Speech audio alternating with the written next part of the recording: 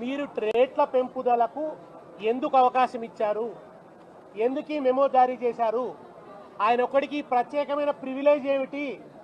ఎవరికి ప్రివిలేజ్లు ఉండవు అని అసెంబ్లీలో ప్రకటించారు గౌరవ ముఖ్యమంత్రి గారు. మరి గేమ్ చేంజర్కి ఎందుకు ఈ ప్రివిలేజ్? ఎందుకని ఈ ప్రివిలేజ్ ఇస్తున్నారు?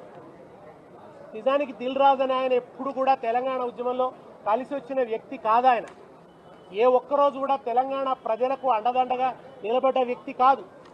ఆయన కూడా నిజామాబాద్లో మాట్లాడుతూ తెలంగాణ కల్చర్ను అవమానించాడు. ఆయనకు ఆంధ్రాలో సినిమా విడుదల చేస్తే వైబ్ ఉంటుందట, తెలంగాణలో విడుదల చేస్తే వైబ్ ఉంటలేదట. అయితే తెలంగాణలో సినిమాలు మానుకోని ఆయన దిల్ రాజు, నువ్వు సినిమాలు మానుకొని కళ్ళు మాంసం దుకాణం పెట్టుకో, ఇక్కడ కూడా నీకు వైబ్ ఉంటుంది. నీకు కావాల్సింది వైబ్ కదా, ఇక్కడ సినిమాలకు వైబ్ ఉండదు అంటున్నావు కదా. సినిమా వ్యాపారం ఇక్కడ మానుకో. మరి ఎందుకు రేవంత్ రెడ్డి గారిని పట్టుకొని వాళ్ళ టికెట్ల రేట్లు పెంపుదల